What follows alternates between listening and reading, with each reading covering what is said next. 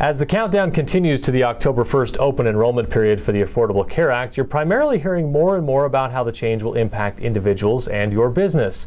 But one thing you're not hearing so much about is how the Affordable Care Act will impact dental coverage. Joining us today to discuss that very subject is Brent Williams. He's the CEO of Dental Select.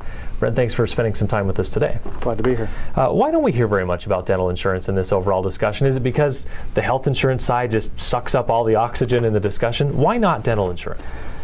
Essentially, you're correct. I mean, health covers, the health plans cost probably 90% of the overall the cost of health care in America. Mm-hmm. So you have the small little 10% that vision, dental, and a few other things. So they didn't get a lot of attention. And when the act was written, they got a tiny bit of attention, and we'll talk about that today. But it's very little, and as such, not a lot of emphasis put on it. Mm-hmm. It seems like businesses provide health insurance to their employees because they want them. It's a good benefit to provide, and it can attract talent. But it also is to keep them healthy so they can come to work. But a toothache can keep you out of work just as big as some other health problem could. So really, it seems like dental should be as much a part of the discussion. Well, it should be. There's a lot of children that have actually died over abscessed teeth and things of that nature. And we operate a charity right now that we go in and look at Title I schools. And when we started it, 51% of the children actually had unmet dental needs. And after 7 years, we brought it down to 24%. But when you have unmet dental needs like that and you have pain, it really affects a lot of things, not only if you're working, but especially if you're in school. Mm-hmm. You've got a list of 5 things you brought today that businesses should understand about the Affordable Care Act and what impact it will have on businesses, what Utah businesses need to know. The first one on that list, you say dental is different. So what do employers need to know about the impact of the Affordable Care Act on their company's dental benefits? Well, first of all, there is, like I said, a very small amount of dental benefit that's built into the Affordable Care Act, into a certified health plan. And that is essentially only preventive pediatric care. And what's even more limited, it's only really 4 procedures. And that's cleanings, fillings, exams, and a small amount of sealants, small amount of sealants. And even worse, it's only covered at 85%, and it's only available to children that are under 19 years old. So this is fairly limited in scope. Mm-hmm. Especially when you see that age difference, because it essentially extends health care coverage to up to age 26, but then dental is limited to 19.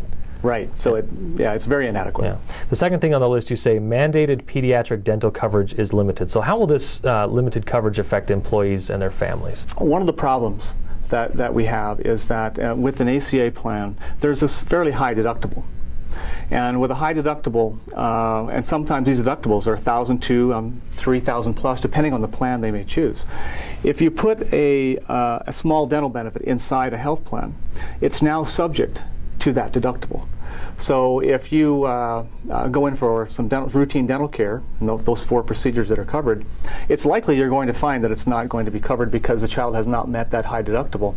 And unless they've had some other bad health concerns previous to that.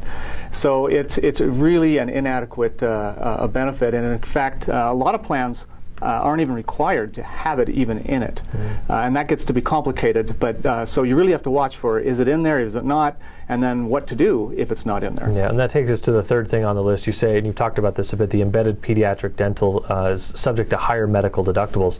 That's interesting. It seems to be information that's been somewhat overlooked in many of the health reform discussions. Are there any other surprises that employers need to be aware of? The big one is that deductible.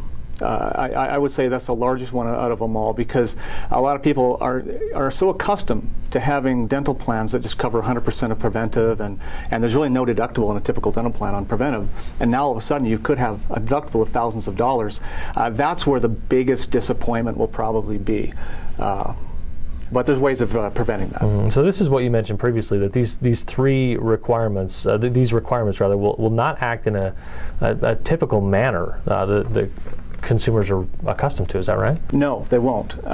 In fact, it's almost completely opposite, because a typical dental plan not only has that preventive coverage, and not just 4 codes inside that preventive coverage, but it also has basic and major, which is your root canals and your fillings, which is really common, a few crowns and things like that, and even more so orthodontia. Well, a lot of plans, most plans cover orthodontia. That will be completely void from an ACA plan.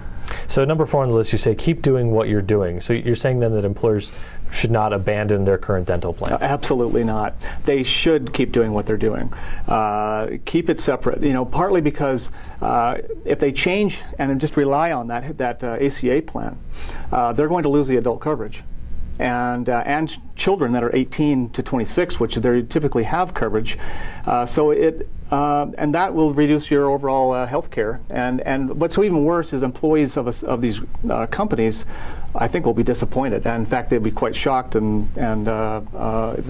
There's other ways of solving this problem. The 5th thing on your list, dental and medical plans should remain separate. That's sort of what we've gotten to. Is that the bottom line here, is that you've got to keep treating these as 2 separate types of plans? Yes. Yeah. There's really 3 important things here. Don't rely on the embedded ACA dental small benefit, just because many times it's not going to be there. The second thing is to always buy a separate policy for your dental plan that's a comprehensive dental plan, because that's what these employees and the employees of small groups are used to having, and that will give you the coverage that to provide the proper dental care. And really the third is, this is really complicated. I can't stress that enough. And this is something where you really need to rely on a trusted advisor. We always recommend that the companies use their insurance agent, insurance broker, or someone like that can help guide them through this complexity and how the dental plan may relate to their medical plan.